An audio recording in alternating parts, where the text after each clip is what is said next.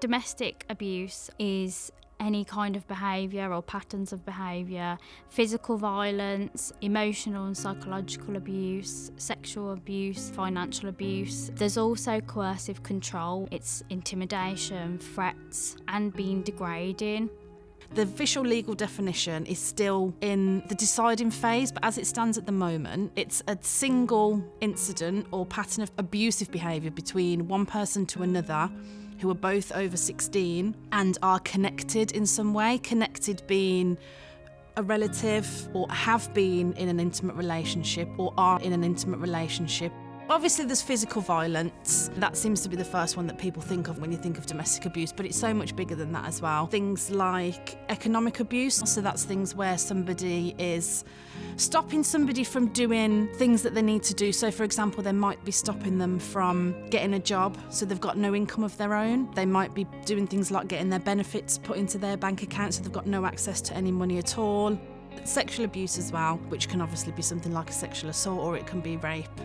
The definition of rape is by penetration, whereas sexual assault might be things like touching or forced oral sex. Coercion as well, so when somebody is saying no, but then they're pestered, so asked over and over again, and then ultimately they give in because it's easier than just being asked over and over again, and fear of repercussions of saying no. Personally, something that I have an issue with is when people say make-up sex.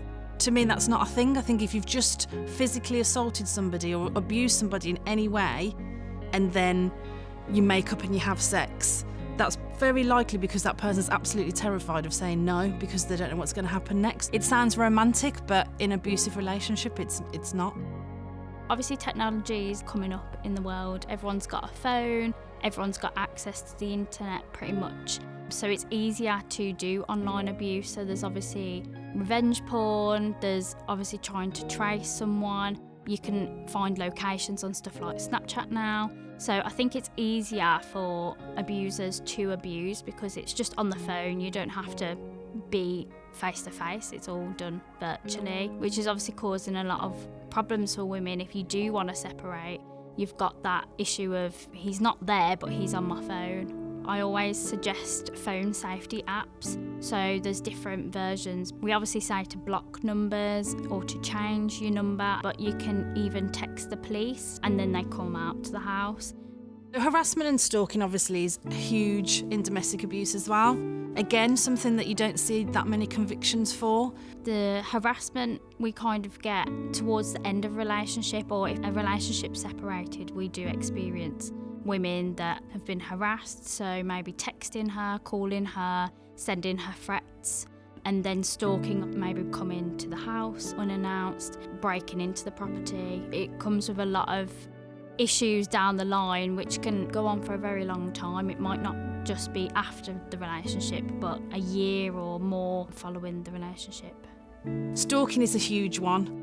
People can think that stalking is literally following someone around the street and hiding, and it's not necessarily that at all. It can still be following people's social media and, harassing them that way, and just that constant trying to contact them all the time when they've said for you to leave them alone. It's quite simple that if somebody says they don't want to see you or speak to you again, it's quite easy to just accept that and leave it there. But if somebody's ignoring that and then keeps coming and they're turning up at your work and they're turning up at your home, it just shows that that person's not necessarily rationalising their behaviour. And I've had women before where people have drove hundreds of miles just to sit outside the house all day, which again is extremely worrying.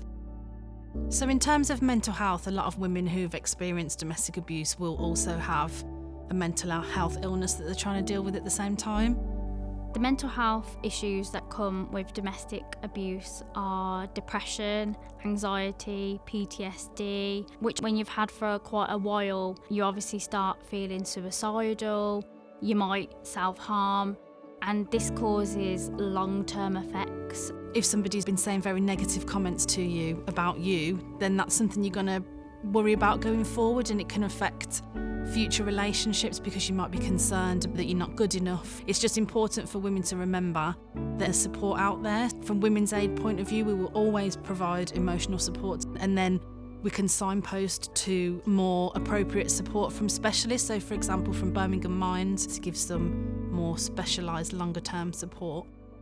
If you're a woman that has got mental health illnesses following domestic violence, then you can contact Birmingham Mind on their helpline. We have language services, we have interpreters. All of our workers come from different backgrounds, so you might get support from someone that speaks a similar language, or we can use the interpreters. We can still advocate even if we can't speak your language. It's about empowering you. The thing that we want women to remember is we would never give anyone false hope. We can support a woman through every single stage, and we know the options that are out there, and we can push for them and advocate for them so that they feel supported. We would never want somebody to stay because the practicalities of leaving, because we can put stuff in place, like the safety aspects of it. They know that this is going to potentially be a long journey, but it's important knowing that it is a journey and it will come to an end, and there's people who can support you through all of that process. And people who won't judge you for what you've said and something that you've said to them, somebody's probably said it to them before, and there's other people in your situation who can all support each other and support through the process and actually get to the goal where you want to get to. Women's Aid has lots of different avenues for somebody to reach out to support. So we've got our helpline, and somebody can ring that themselves and actually share their name or something, but they can also ring anonymously where they don't have to say anything at all about who they are if they just want some general advice. We've got a housing hub where somebody can go in and get some advice about their housing options. We've got a couple of drop-ins across Birmingham and Solihull. We've got lots of different projects, so we've got people who work with the mother and the children. For example, mine is health related, so mine's through the hospitals. We've got women who can access support through their GPs.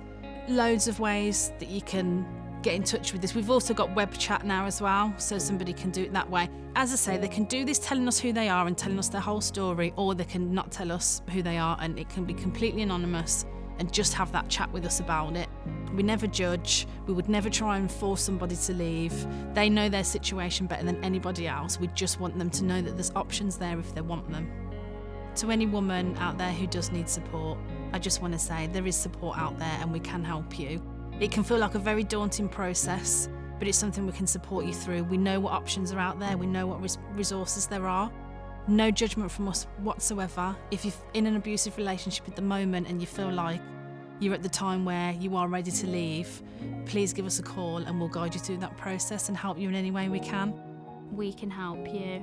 We're here to empower you, and we're here to give you a voice. We're here to get you out of your current situation. We very much listen to you and what you think is best and what you want to do, and we will just help you through that process. We'll never try and force you to make decisions or do things you don't want to.